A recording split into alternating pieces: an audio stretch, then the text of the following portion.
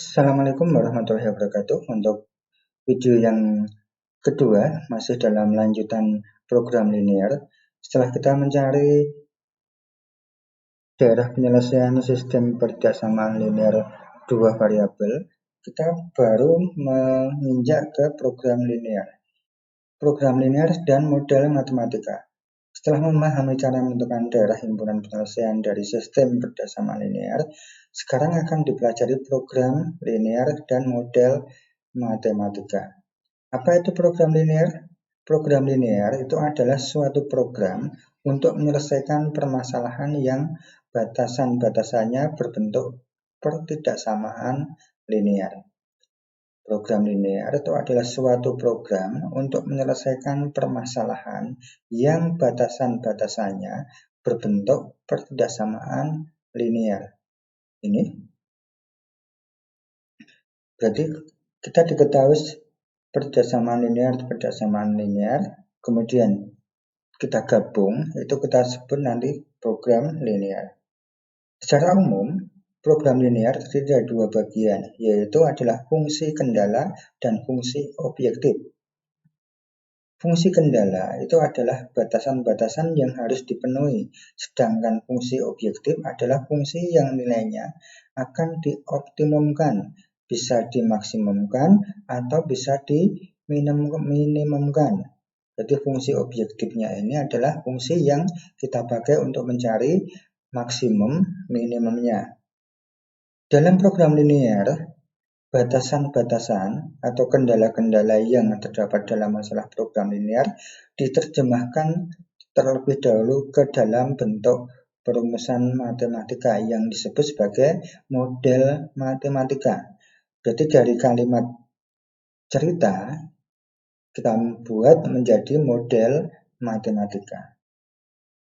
Model matematika sendiri, model matematika sendiri kita artikan adalah suatu hasil interpretasi manusia dalam menerjemahkan atau merumuskan persoalan sehari-hari ke dalam bentuk matematika.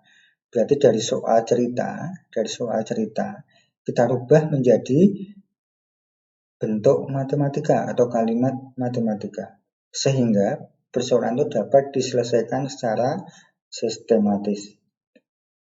Untuk lebih jelasnya cara membuat model matematika, perhatikan beberapa contoh berikut ini. Ini contoh yang ke-6, ini diambil dari buku matematika ya. Seorang pelamar di sebuah perusahaan dinyatakan diterima bekerja di perusahaan jika memenuhi syarat-syarat jumlah hasil tes, potensi akademik, dan tes psikologi tidak boleh kurang dari 14. Seorang pelamar di sebuah perusahaan dinyatakan diterima bekerja di perusahaan jika memenuhi syarat-syarat jumlah hasil tes potensi akademik dan tes psikologi tidak boleh kurang dari 14. Tidak boleh kurang dari 14 berarti harus lebih atau sama dengan 14. Dan nilai masing-masing hasil tes tersebut tidak boleh kurang dari 68. Ya, nilai masing-masing hasil tes tersebut tidak boleh kurang dari 6.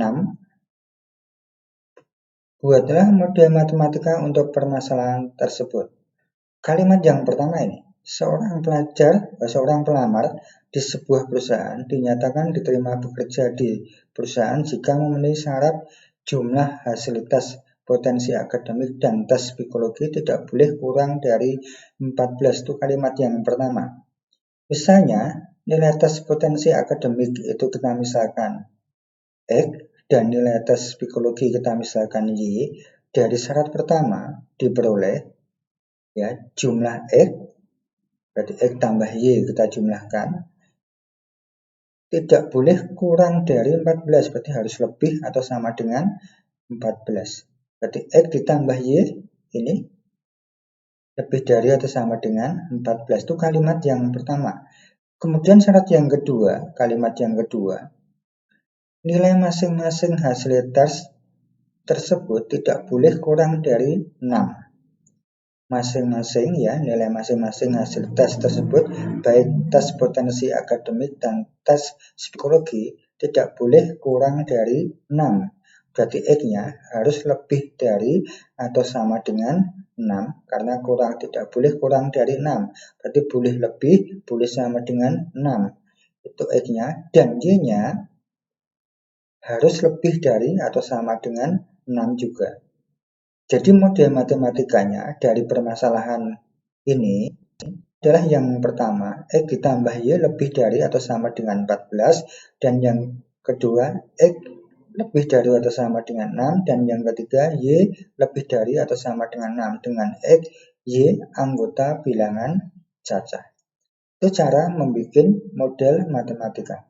Untuk cara yang lain, bentuk-bentuk yang lain akan Bapak jelaskan di video yang selanjutnya. Silahkan kalau ada yang mau bertanya, silahkan chatting di kelas tim kalian.